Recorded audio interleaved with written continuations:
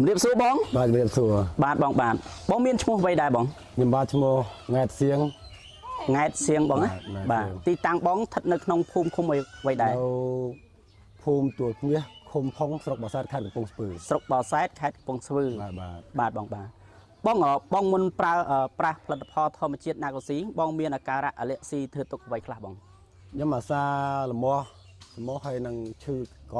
ហើយឈឺច្រមុះឈឺក្នុងដងច្រមុះនេះដល់ពេលខ្ញុំប្រើអស់មួយកំប៉ុងទៅដូចធូរខ្ញុំជឿថាមួយកំប៉ុងទៀតបាទបងអាការៈបញ្ហាច្រមុះបងហ្នឹងលមាស់អីមានដុសសាច់ទេបងដុសសាច់បងដុសសាច់តឹងច្រមុះដល់ពេលប្រើទៅវាបានគ្រាន់វាធូរហើយកក៏អត់ឈឺដូចមុនបាទបងហើយរោគសញ្ញានឹងមានស្លេះទេបងស្លេះពេញកកតែឥឡូវ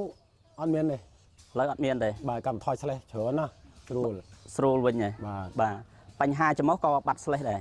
អត់មានទេបាទពីមុនមានពីមុនយល់ស្លេះពេញកកហ្មងព្រលឹមឡើងនៅណែនកកហ្នឹងបាទពេលឥឡូវអត់មានទេស្លេះមានធ្វើទុកឈឺក្បាលអីឈឺហ្នឹងហើយក្បាលឈឺចង់មកយល់ឈឺពីហ្នឹងមកចូលដល់ក្បាលឈឺបាទតែឥឡូវបាត់ថយបានច្រើនហ្មងបាទកាត់ថយបានច្រើនហើយបាទច្រើនបាទយើងចុះជឿថែមមកកំប៉ុងទៀតបាទបងរោគសញ្ញាហ្នឹងមានធ្វើទុកយើងដេកអីផ្សេងបាក់ដែរបងបកដង្ហើមមិនស្រួលពេលដេកទៅ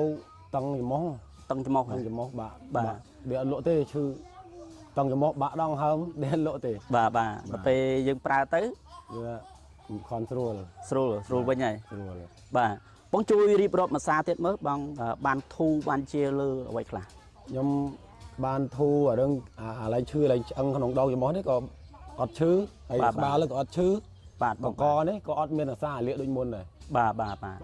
ស្លេះអត់មានទេស្លេះអត់មានពីមុនមានល្អអត់ទេជាអស់ហើយបាទដកដង្ហើមប្របាដកដង្ហើមលមាស់អីបាត់ដែរលមាស់អត់លមាស់ទេឡូវដកដង្ហើមក៏ស្រួលដែរលែងហើយបាទបងប្រើអស់ប្រហែលកំប៉ុងដែរបងមកកំប៉ុងចិត្ត2កំប៉ុងហ្នឹងចិត្ត2កំប៉ុងដែរបាទចិត្ត2កំប៉ុងអត់សមអានក្របទេ2 3គ្រាប់បាទដល់ពេលប្រើត្រូវជាអញ្ចឹងបងសប្បាយចិត្តទេបងសប្បាយចិត្តតែគាត់ស្រួលច្រមុះស្រួលខ្លួនអញ្ចឹងទៅសប្បាយចិត្តហ្នឹងហើយសប្បាយចិត្តបាទបងកំឡុងទិញតាមរយៈអ្វីដែរបងទូរស័ព្ទតាម Facebook ឃើញតាម Facebook ទេតាម Facebook ចូលកំងទៅបាទដាក់លេខទៅថានឹកដាក់ចូលបើគេអត់ឲ្យក៏អត់ទៅដាក់ទៅចាប់គេផ្ញើមកបាទពិតប្រាកដបាទដល់ពេលបងកំងឃើញការផ្សព្វផ្សាយតាម Facebook ហ្នឹងមុនបងជឿជាក់ហ៎មុនកំងនេះពីដំបូងទៅមិនសូវជឿហ្មងដល់ពេលបានប្រើទៅធូរអញ្ចឹងប្រើទៀតទៅប្រើតទៀតទៅបានទៅជាមែនដោយការផ្សព្វផ្សាយមែនហ្នឹងហើយចុះបើផ្សាយផលិតផលពេញតែទូរស័ព្ទអញ្ចឹងនឹងគិតធ្វើម៉េចបាទសាកមើលមួយសិនណាសាកមើលត្រូវទៅត្រូវពេលត្រូវសប្បាយចិត្តបងបាទបងជាចុងក្រោយបងមានពាក្យពេចន៍អីផ្ដាំផ្ញើជូនពុកម៉ែបងប្អូនយើងទាំងអស់ខ្ញុំចង់ផ្ដាំផ្ញើដល់បងប្អូនថាបើសិនជាមានអាការៈស្លេះកកតឹងច្រមុះនិងអាសាហេយបហ្នឹងឈឺក្បាលនឹងសត្រូវឆ្នាំហ្នឹងបាទដុសសាច់ច្រមុះអីហ្នឹងឯងត្រូវបាទរួញ